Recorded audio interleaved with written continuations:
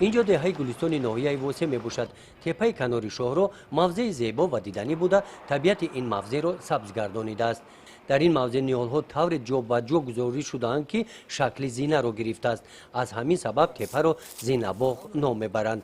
در این بلندی جای به آب سبزانیدن نیال کار نهایت مشکل بود. این ظرفها را از پایان از مسافه زیاده از 1 کیلومتر با آب پر کرده نیالها آبیاری می شوند. اما که سیمراد هر پگاهی شغلش آبمانی این نیالها می باشد.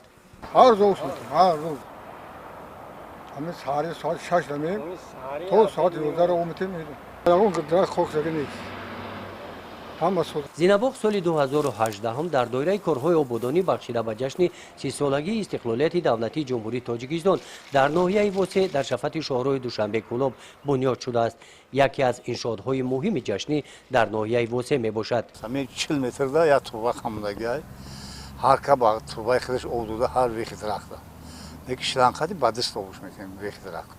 دیگه اصول سال پیش بود دور بود این سال هر 40 متر دا یک شلنگ خامدگی او دودا میگیرن. درختی چی کردیم اولچامانده کردیم یا صدونه شیده است. شروع این سال گرفتم با. برای بعد همین زردالو مقصد داریم. همین اگر تنی ساعت باشیم همین زردالو میشود اینجا. در زینه باغ 5 نفر ساکنان محلی به کار دائمی تامین گردیده با معاش خوب تامین هستند. عین زمان برای جلب سیاحان کارهای آبادانی و کبوترزارکنی در گرد و اطراف آن ادامه دارد. گزارش خواجه نظریف خدای نظر ظهوروف از ناحیه واسه برای برنامه اطلاعاتی نوید.